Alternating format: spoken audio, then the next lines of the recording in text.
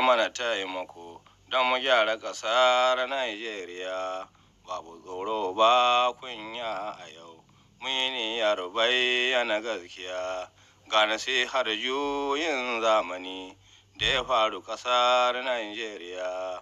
Ga ko manufar wannan irin juyin mulki bisa gaskiya.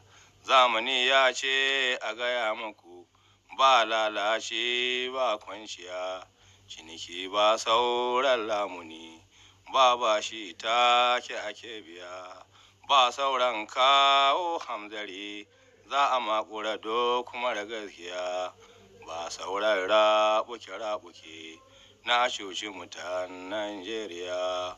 Mun haƙa mun da idan ruwa, ba a sake fari Najeriya. Gashi ma an tabka ruwan sama mai kawar da ƙazanta bai ɗaya.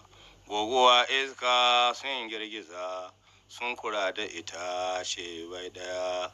Da duk wani mai shuta yake zai fito fili Najeriya. Duk maƙoyar mugga an shina, za a raruka baki ɗaya. Babu sauran rabuke, babu inda ɓarawo zai fake. An gara min ɓera nan yake, ajiya ta saken wata make, ba fitowa ba kuma dawaya. Za a gyara ƙasan nan ki da so, ko ta kaka ƙarar ƙaniya, ko su waye ko waye kuma, babu mai hana yin haka ko daya. Tsarin mulkin wannan ƙasa za a canza su gaba ɗaya. Tsarin federal da jiha-jiha, gundumomi NA bai ɗaya.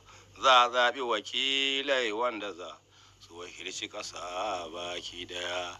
'Yan ƙasa talakawa gurguzu don faɗar ra'ayoyin gaskiya. Dimokuraɗiyya ta yunƙuro don a tsara adala da gaskiya. Alƙalai 'yan sanda duka sun yi niyyar aikata gaskiya. Babu ganawa a cikin duhu, babu tsoro ba son zuciya. An ko gargaɗi mai aiki duka, tsara aiki na bisa gaskiya. Yanzu cin hanci na gargarar mutuwa a ƙasar Najeriya.